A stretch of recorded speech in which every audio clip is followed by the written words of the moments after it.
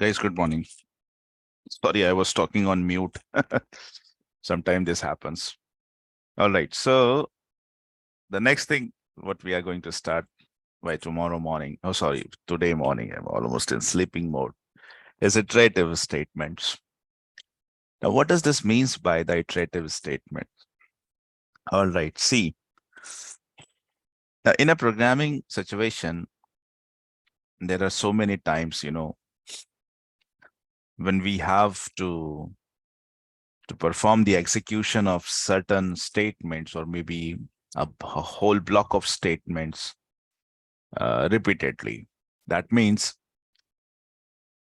most of the times in the programming, this is being generated as a requirement where you wanted to execute few of the statements more than once.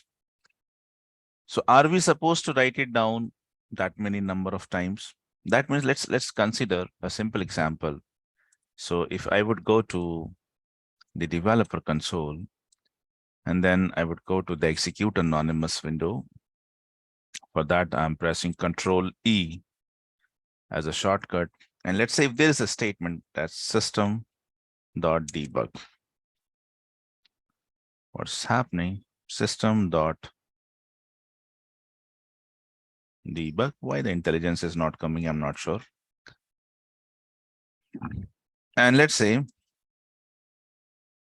hello to programming. Now, if I would execute this statement, it would bring up certain things onto my console. One sentence which I have typed over there. So that is going to be get printed. Now let's consider that if I wanted to print this message for, let's say, next 5 times, I wanted this to be get printed 5 more times, right? I wanted this to be get printed 5 more times. So what I'm going to do? Oh, what is happening? Something bad was happening. Let me try to open it once again. Yeah. What is happening here? I'm not sure what is happening with this. This has to behave. Sometimes I have told you, because it's a cloud-based technology, it behaves erratically sometime and we don't have any clue what is happening. But anyways, so I was talking about this, like if there is a statement, and let's consider that if I wanted to print this message for next 5 times. So what I can do would be like, I can simply type the same statement for next 5 times, and I can execute this. So this is going to give me the output in a way which I have been asked, like I wanted this to be get printed, the same line of the program for the next 5 times. So it is giving you the output as expected. Now, if I wanted to print that, this is what is happening. If I would branch, if I would come back to developer console, the execute anonymous window is not getting pop-up. Anyways, so if I would, now if I wanted to print this for next, let's say 50 times, is it something like I'm going to write it for next 50 times? If I wanted to print the statement for next 100 times, 1,000 times, 10,000 times, should I have to write it down for next maybe 10,000 times? Is it? No. You have to know, let's talk about one thing. I mean, at this point of time, let's talk about 2 governor limits related to Salesforce programming. You have learned so many of them while we were discussing the configuration parts. And I have told you what does, first of all, it means by the governor limits. Yeah, let me give you this command to unmute yourself, and now you can unmute yourself. Tell me what does, first of all, it means by a governor limit. What is this word is used to describe in terms of Salesforce? What is a governor limit? Yes, any one of you?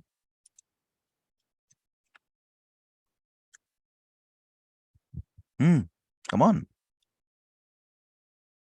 See, I would ask you to on your camera. I mean, if I found you guys are sleeping, I would ask you to on your camera. And I will see to this how cozy you are. Yes, what is the governor limit? Shut up. Sir, in every server, there are number of organization, might Uh-huh. be 8,000 plus, and Uh-huh.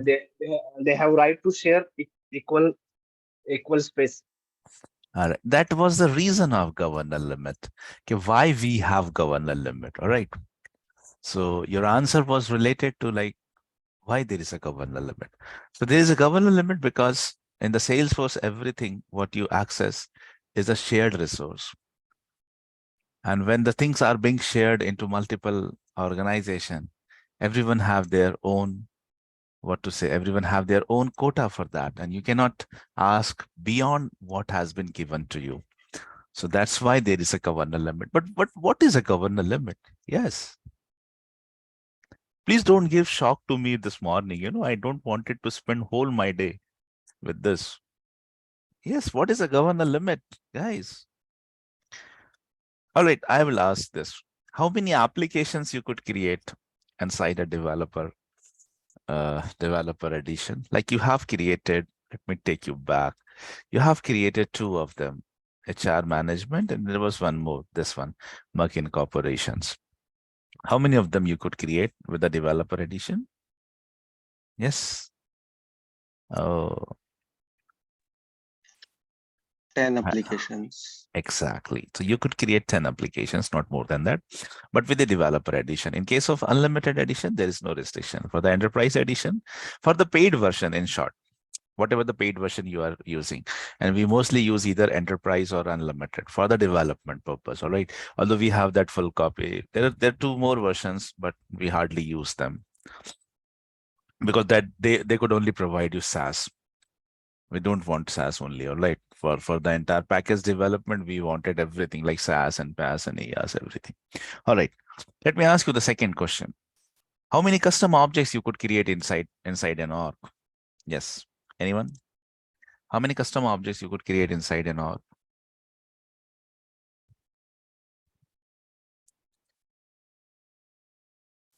How many custom objects you could create maximum? Yeah. Four, 400. 400. It's 800 for unlimited. It's 400 for the developer edition. Exactly. How many custom fields you could create inside an object? 500. 2000. What are these? What are these figures that we are discussing? These are your governor limits, and you should be well versed with all of them. This is not something that we can forget. I'll tell you one thing why these are important. First of all, this is not just all about having your general knowledge of Salesforce. No. See, when we work in an environment which is a shared environment, we must know what are our limits, up to what extent we could fetch from the source. This is very important. And I understand like why you don't know all this. I mean, why you actually know, but maybe that thing is like you guys have forgot this, or maybe like you have not given that much of importance to these facts. But this is not a good thing. Understand one thing. It is really very important to know almost every governor limit. And gradually, like I mean, what happens with English, like if you wanted to learn English, so you first of all would have to start with the basic grammar. And to have that fluency, you have to learn something called as vocabularies. But learning vocabulary is not simple. In English, there are more than, 10,000 to 12,000 or 15,000 words. So we merely cannot have uh, understanding of all of them unless we are Shashi Tharoor. Shashi Tharoor, that guy is a very brilliant guy. But that is a gradual process. Everyone knows this. Learning English is a gradual process. Now, similarly with this also, see, whatever the governor limit you have learned, start with them and don't forget with them, right? Yesterday, I was talking with one of my, I mean, we were having one meeting. Let me tell you one thing. So we were having one meeting yesterday itself, wherein, let me try to show you something. So we were discussing about one of the requirement we were being discussing about one of the requirement where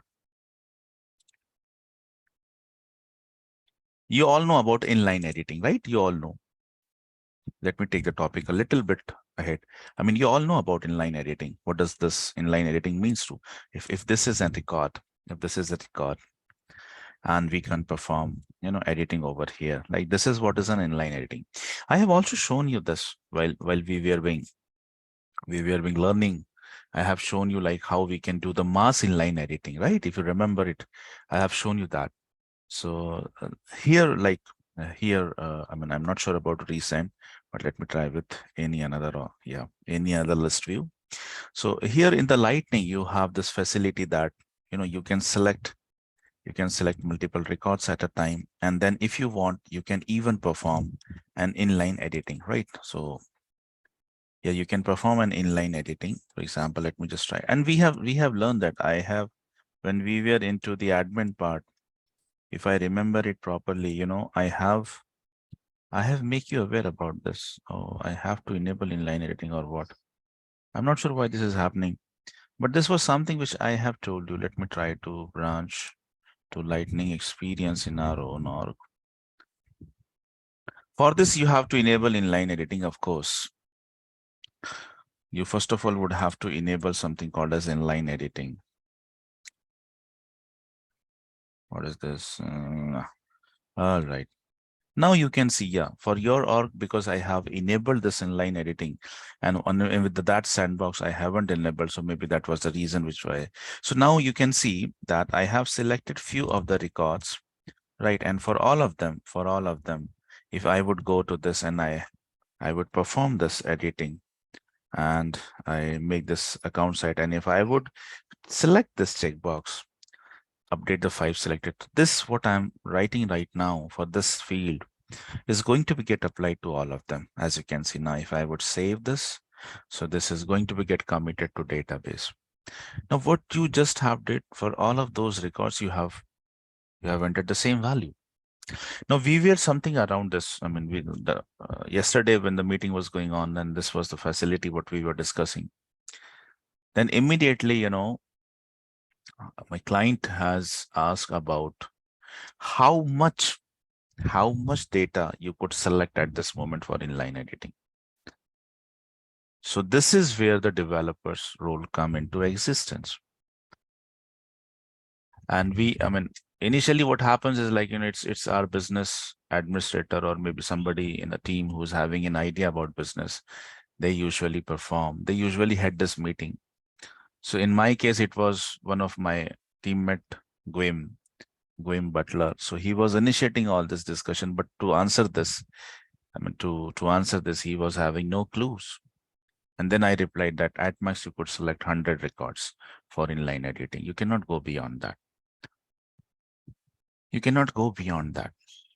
So if you wanted to perform this facility, you wanted to perform editing of multiple data simultaneously, then maximum number of record that you can select into this list is 100.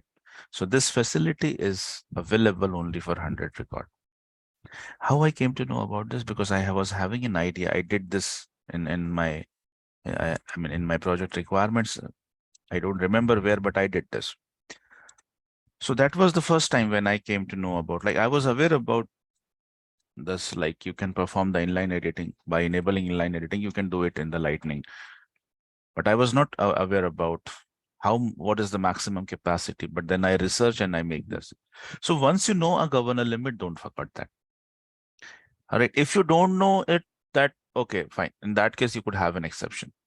But when you know about a governor limit, it's your responsibility to revise it every time. Or else what you can do, the simplest thing, what we usually is this is something which is, we are very fond of this practice. You can simply write it down in a paper and paste it somewhere, wherever you sit, not in the bathroom, all right, wherever you sit for the study. And just paste a paper over that mentioning all the governor limits. All right. So don't forget all these things. These are essentially important. Now, what I was talking about this was, let's talk about two governor limits, and which is very important to discuss at this moment. You can maximum, I think one of them I could show it you from here itself. you could maximum the number of the lines. The number of the lines is not mentioned, but the number of the lines in a program cumulatively with all of the programs, what you have written. It is just not about one program. All of the program that you have written, how to get that? Let me take you to that as well. So if I would go to setup and then build and then develop, when I expand this, I have this option called Apex class, and then another option called as Apex triggers. Apex class, Apex triggers. These are the two quantities, these are the two quantities where we have written the code. For triggers, you haven't created any trigger as far, but these all are the classes. They are standard classes. So including all of the class and including all of the triggers, completely your organization. We are talking, when I'm talking about these two governor limit, these are not related to just one program. These are rather related to all of the combining all of the programs, including Apex classes and the triggers. An organization cannot go beyond 1 lakh lines of the code. That means we are not talking about one program. And you can also think, yeah, ये possible to be है क्या? 1 lakh lines of program, code ka program. I have seen 7,000, 8,000. That was maximum. I'm telling you. What was that project? I think it was IDFC, if I'm not wrong. So IDFC, you can assume it was a very complicated thing. Whenever it comes with the finance cloud, it's really very complicated because finance, everything happens in real time. So it's really difficult over there. And this is my personal opinion. Otherwise, people find it very interesting. But finance cloud, I usually avoid because that's really complicated. Anyways, so including all of the programs, including all of the triggers and all of the classes, the organization code cannot go beyond 1 lakh lines. If I would if I would take all of these programs and I would start counting how many lines with this program is there, how many lines with this program is there. So you cannot go beyond 1 lakh lines and 60 lakh character. Now that 60 lakh has been written over it. Maximum heap size. So that heap size actually represents character, number of the characters. Cannot go beyond 60 lakh. Cannot go beyond 60 lakh. These are the two important governor limits which you have to remember. And this is the reason, let's now talk about this. अभी कैसा है, काफी दिन हो चुके हैं आप लोग को भी डेवलपमेंट में आके, इस एनवायरनमेंट में आके, तो अभी ये चीजें डिस्कस करना सही है. So we always try to optimize the program. We always try to write the program in a way what we used to call as best practices. And you would be going to learn the same. The way which I used to code, I used to always follow the best practices. I try to optimize the program as far as possible. So you would going to learn the same. Although I would show you 3 to 4 versions of that. But then I would also say, see, this is the optimized one. Now it's up to you to whichever you find. Obviously, when you try to optimize a program, it becomes little complicated. But that is what it shows how, how pro you are into this programming, how experienced you are into the programming. All right. So we would try to optimize the code as far as it is possible. Why? Because we always have to be inside the governor limit. We cannot, including all of the programs, we cannot go beyond 1 lakh lines. We cannot go beyond 60 lakh characters. This is very important, right?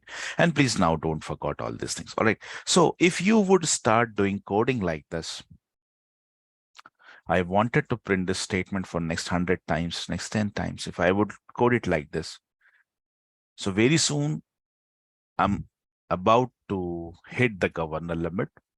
Moreover, this is not considered to be a good way. There are two types of programmers involved. एक होता है अच्छा programmer और दूसरा होता है बच्चा programmer. Now it's up to you what you wanted to become. Acha programmer or bacha programmer. Bacha programmer does not get the license. Why? Because bache are not supposed to drive anything. If you wanted to become an acha programmer, then don't do it like this. So what we are learning right now is something, an iterative statement. And this is where, and there, this was just a small example, although iterative statements are used almost in every program, because there's always something which you wanted to iterate. There is always something which you wanted to repeat. So we always use them, right?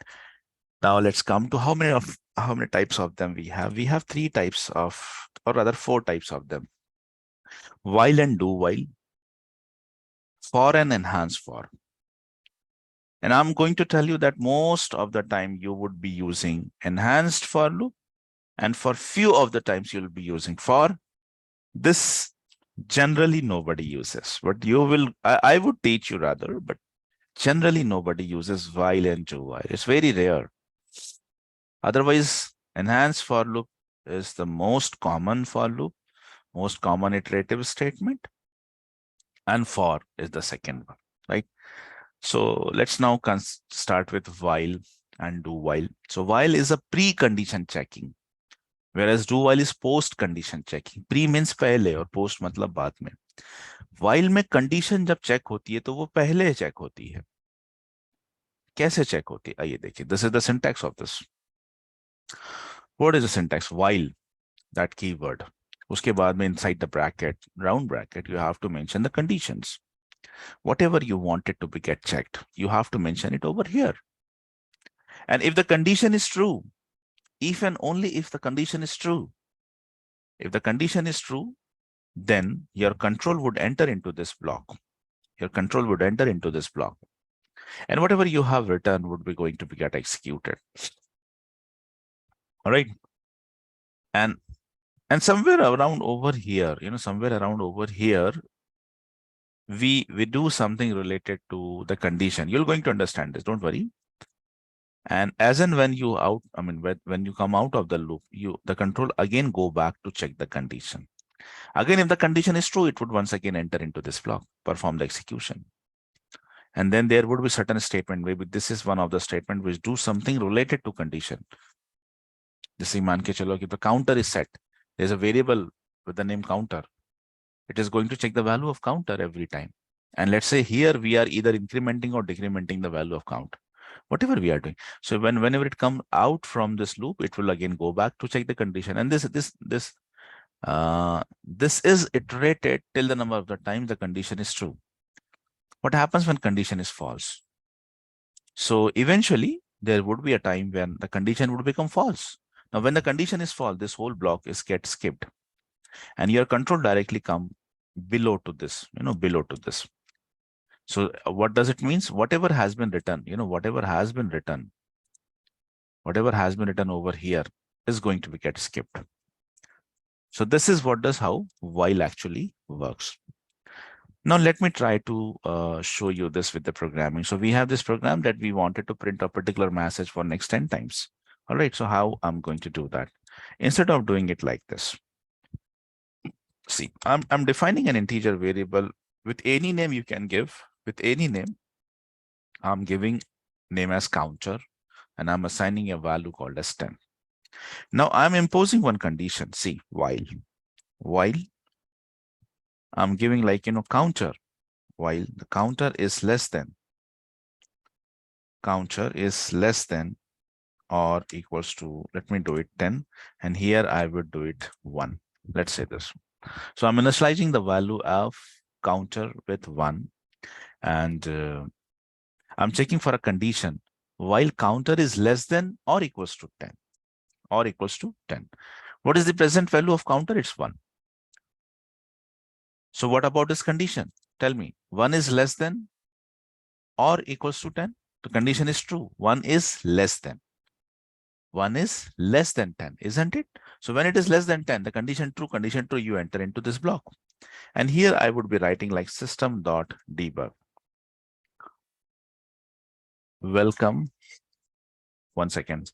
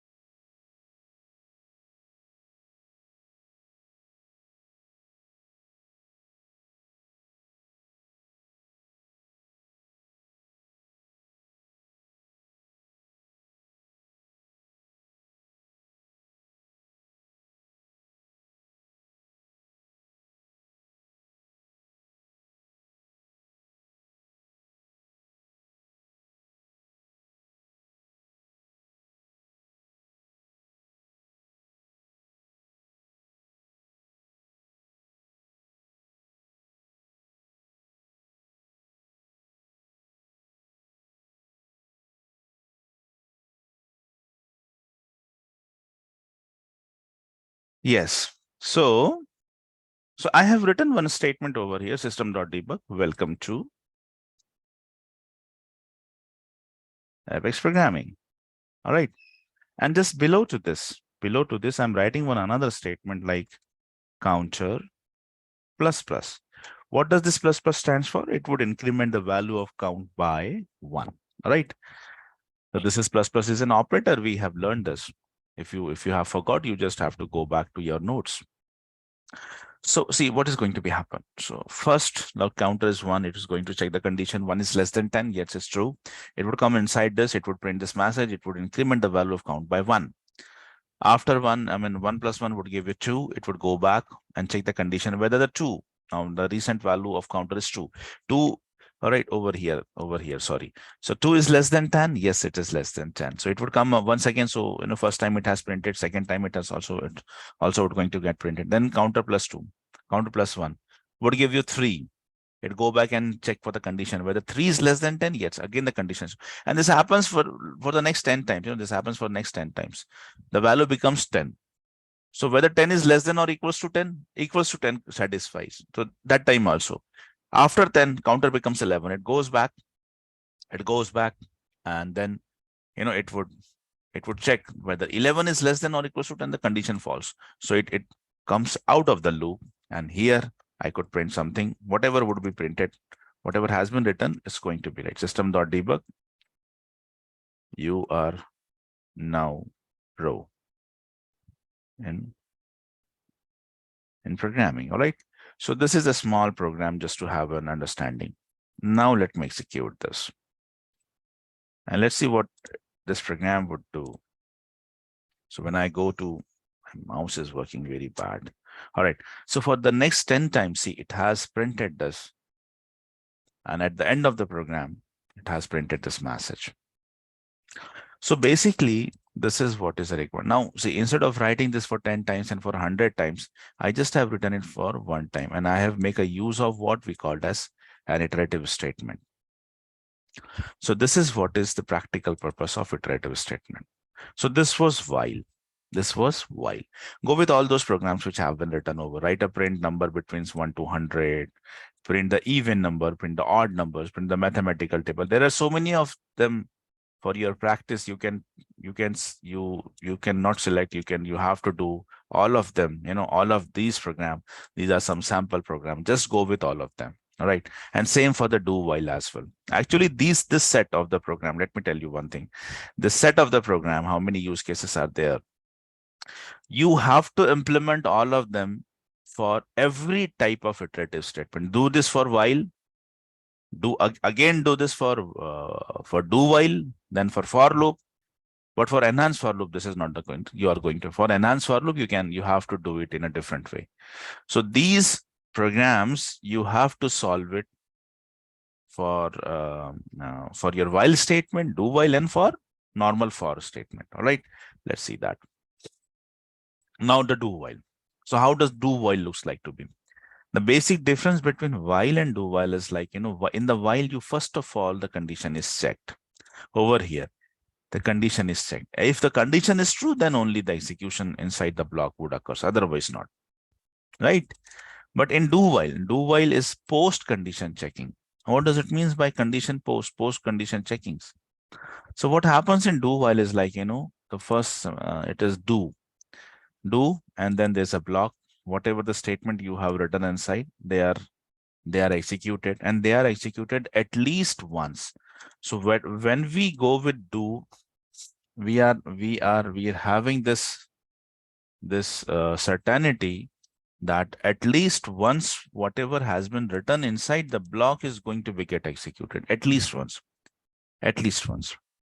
Now whether they are going to be get repeated or not, this depends on the condition, because after executing it once, then condition get checked while, then condition get checked.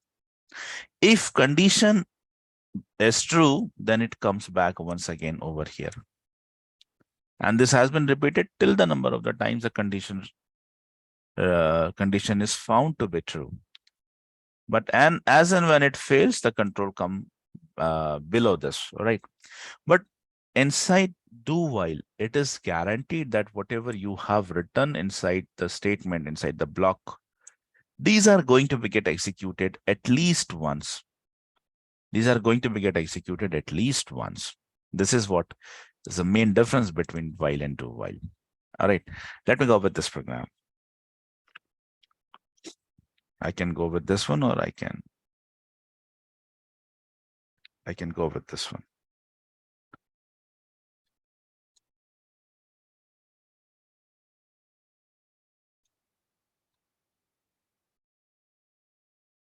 See, so this is a program. This is a program where we have written do, right? Where we have written do,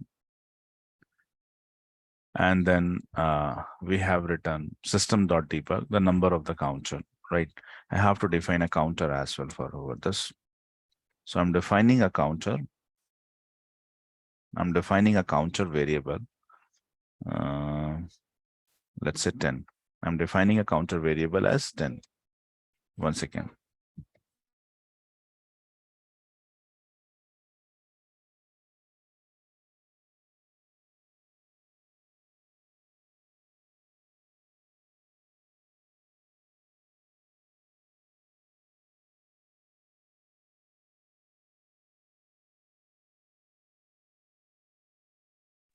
All right.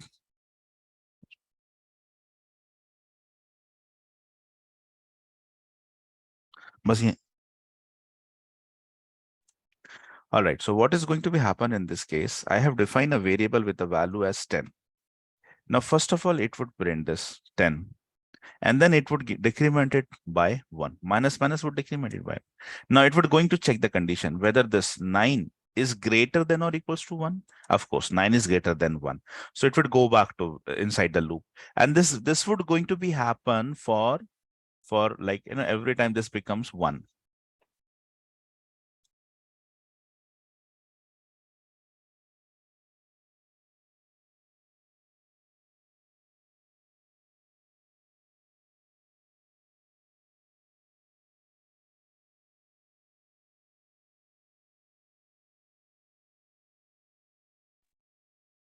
All right. And as and when it becomes 0, this condition fails. So it would not going to enter in the loop. Let's see. Spelling is wrong. Counter, counter.